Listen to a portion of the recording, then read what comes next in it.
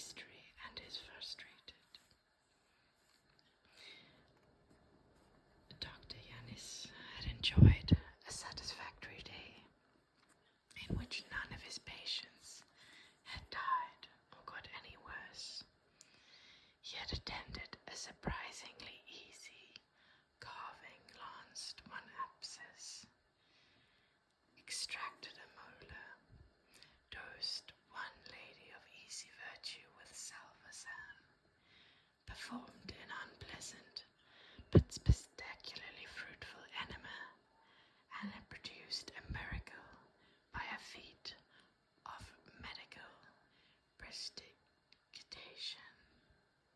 He chuckled to himself, for no doubt this miracle was already being touted as worthy of Saint Erasmus himself.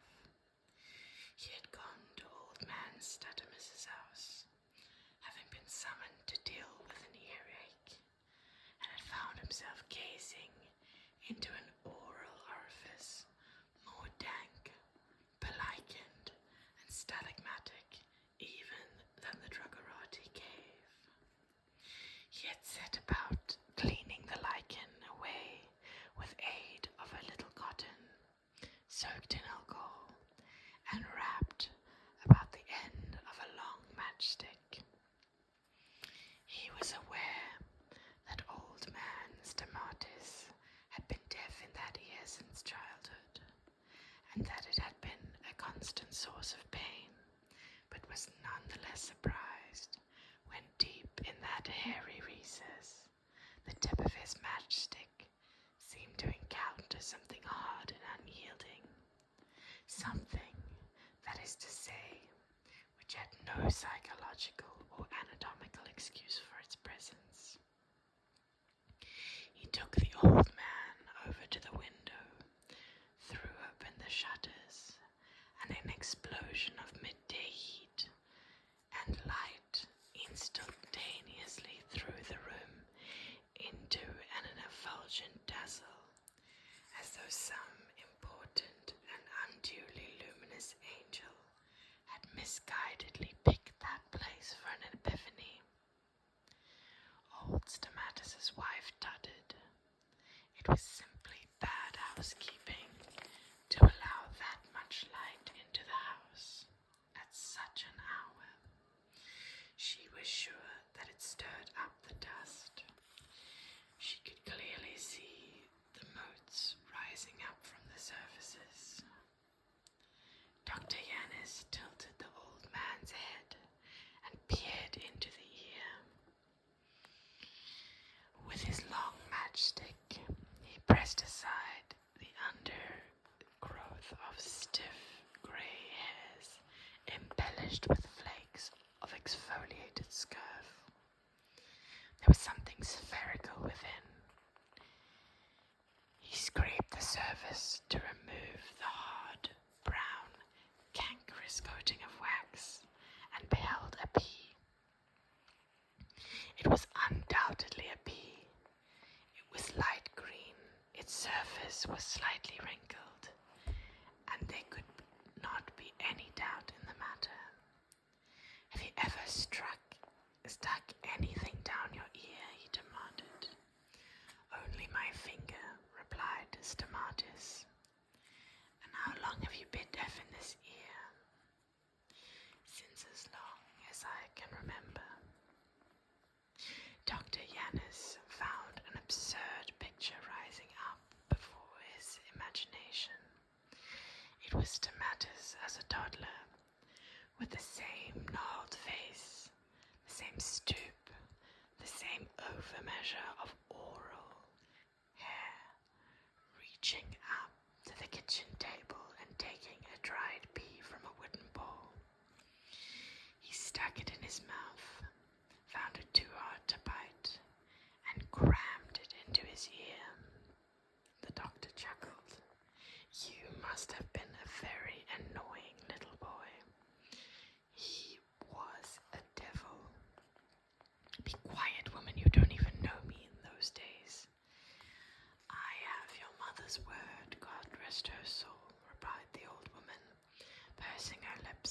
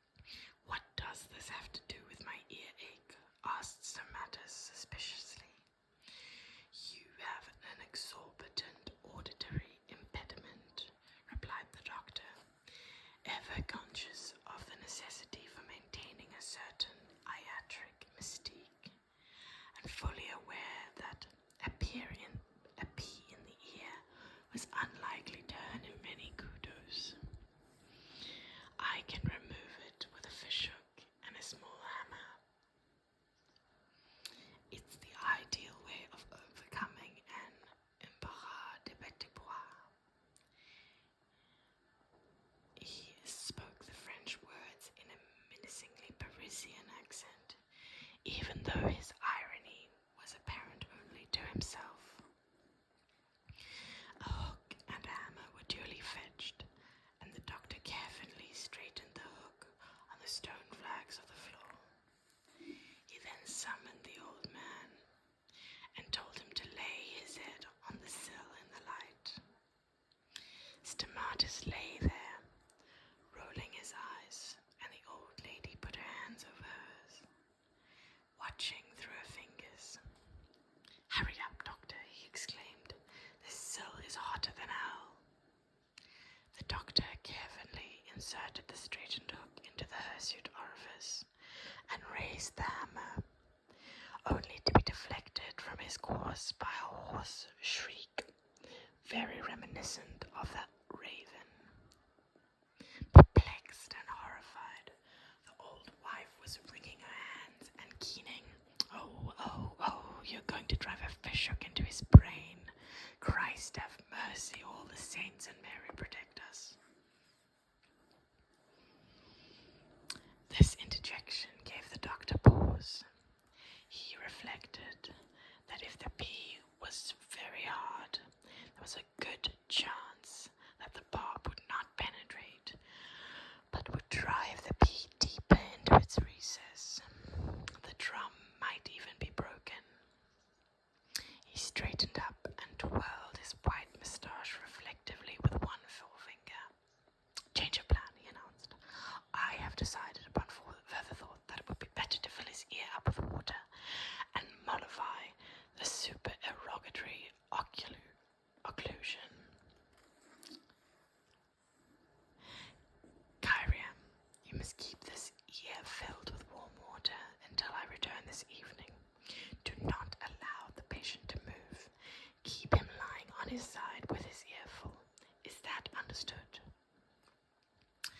Dr. Yannis returned at 6 o'clock and hooked the softened pear successfully without the aid of a hammer, small or otherwise. He worked it out deftly enough and presented it to the couple for their inspection. Encrusted with a thick, dark wax, rank and malodorous, it was recognizable to neither of them as anything leguminous. "It's very papilionaceous, is it not?" inquired the doctor. The old woman nodded with every semblance of having understood, which she had not, but with an expression of wonder alight in her eyes. Stamatis clapped his hand to the side of his head and exclaimed, "It's cold in there, my God! It's loud. I mean, everything is loud. My own voice is loud." "Your deafness is cured," announced Yannis. "A very satisfactory operation, I think." "I've had an operation," said Stamatis complacently.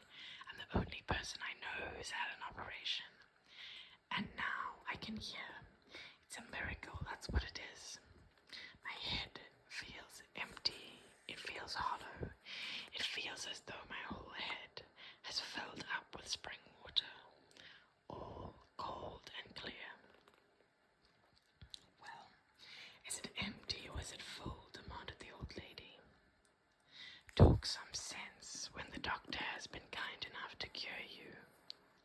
She took Yannis's hand in both of her own and kissed it, and shortly afterwards he found himself walking with a fat pullet under each arm, a shiny dark aubergine stuffed into each pocket of his jacket, and an ancient pea wrapped up in his handkerchief to be added to his private medical museum. It had been a good day for payments. He had also earned 2 very large and fine crayfish, a pot of whitebait, a basil plant, and an offer of sexual intercourse to be redeemed at his convenience. He had resolved that he would not be taking up that particular offer, even if salvarsan were effective. He was left with a whole evening in which to write his history of Cephalonia, as long as Pelagia had remembered to purchase some more oil for the lamps. The new history of Cephalonia was proving to be a problem. It seemed to be impossible to write it without the intrusion of his own feelings and prejudices. Objectivity seemed to be quite unattainable,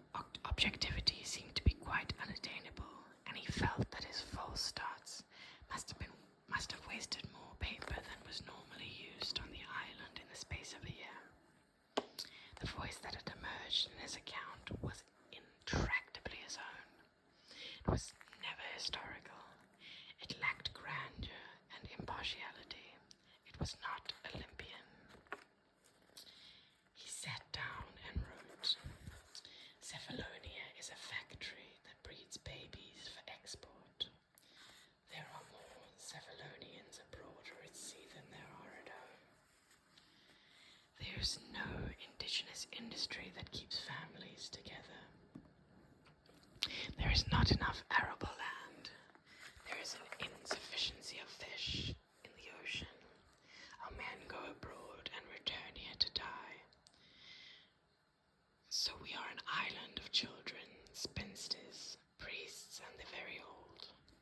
The only good thing about it is that only the beautiful women find husbands amongst those men that are left, and so the pressure of natural selection has ensured that we have the most beautiful woman in all of Greece, and perhaps the whole region of the Mediterranean. The unhappy thing about this is that we have beautiful and spirited women married to the most grotesque and inappropriate husbands, who are good for nothing and never could be. And we have some very sad and ugly women that nobody wants, who are born to be widows without ever having had a husband." The doctor refilled his pipe and read this through. He listened to Pelagia clattering outdoors in the yard, preparing to boil the crayfish. He read what he had written about beautiful women, and remembered his wife, as lovely as her daughter had become, and dead from tuberculosis, despite everything he had been able to do. "This island betrays its own people in the mere act of existing," he wrote, and then he crumpled the sheet of paper and flung it into the corner of the room. This would never do. Why could he not write like a writer of histories? Why could he not write without passion, without anger, without the sense of betrayal and oppression? He picked up the sheet already bent at the corner he had written first. It was the title page, "The New History of Cephalonia." He crossed out the first two words and substituted a personal. Now he could forget about leaving out the loaded adjectives and the ancient historical grudges. Now he could be vitriolic about the Romans, the Normans, the Venetians, and the Turks, the British, and even the islanders themselves. He wrote, "The half-forgotten island of Cephalonia rises improvidently and inadvisedly from the Ionian Sea. It is an island so immense in antiquity that the very rocks themselves exhale nostalgia, and the red earth lies stupefied not only by the sun, but by the impossible weight of memory. The ships of Odysseus were built of Cephalonian pine. His bodyguards were Cephalonian giants, and some maintain that his palace was not in Ithaca, but in Cephalonia.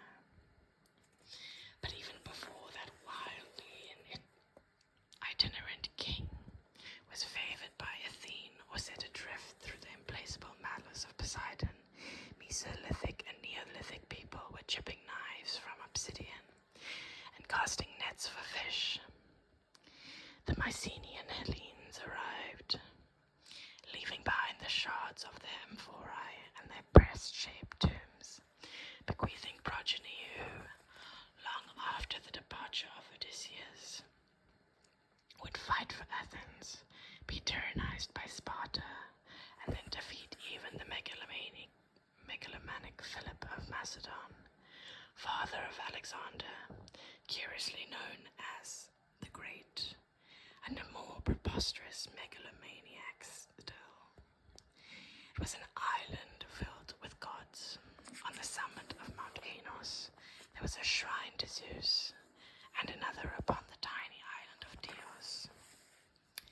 Demeter was worshipped for making the island of the breadbasket of Ionia, as was Poseidon, the god who raped her while disguised as a stallion, leaving her to give birth to a black horse and a mystical daughter, whose name was lost when the Eleusinian mysteries were suppressed by the Christians.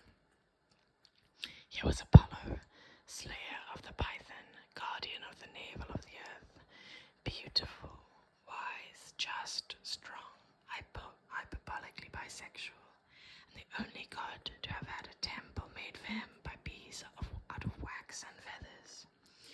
Here Dionysus was worshipped, also by the god of wine. Pleasure, civilization, and vegetation.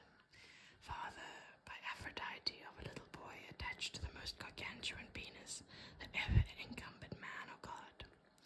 Artemis had her worshippers here too, many-breasted virgin Huntress, a goddess of such radically feminist convictions that she had Ascetian torn to pieces by dogs for accidentally seeing her naked, and had her paramour Orion stung to death by scorpions for touching her fortuitously. She was such a fastidious stickler for etiquette and summary chastisement that entire dynasties could be disposed of for one word out of place, or an oblation 5 minutes late. There were temples too. Athene, too, the perpetual virgin who, with great forbearance compared to Artemis, blinded Tiresias for seeing her naked, was formidably gifted in those crafts which are indispensable to economic and domestic life, and who was the patron of oxen, horses, and olives. In their choice of gods, the people of the island had displayed the immense and intransigent common sense that had been the secret of their survival throughout the centuries. It is obvious that the king of deities should be worshipped, obvious that a seafaring people should placate the god of the sea, obvious that the vintners should honor Dionysus. It is still the most common name on the island. Obvious that Demeter should be honored for keeping the island self-sufficient, obvious that Athene should be worshipped for her gifts of wisdom and skill in the tasks of daily life, just as it also fell to her to oversee innumerable military emergencies. Nor should it be wondered that Artemis should have had her cult, for this was the equivalent of an infallible insurance policy. She was troublesome. She was a troublesome gadfly whose mischief should be in preference have been made to occur elsewhere. The choice of Apollo as a Cephalonian cult is both the most and least mysterious. It is the most inexplicable to those who have never been to the island, and the most inevitable to those who know it, for Apollo is a god associated with the power of light. Strangers who land here are blinded for 2 days. It is light that seems unmediated either by the air or by the stratosphere. It's completely virgin. It produces overwhelming clarity of focus. It has heroic strength and brilliance, exposes colors in their original prolapsarian state. It is though straight from the imagination of God in his youngest days, when he still believed that all was good. The dark green of pines is unfathomably and retreatingly deep. The ocean viewed from the top of a cliff is platonic in its presentation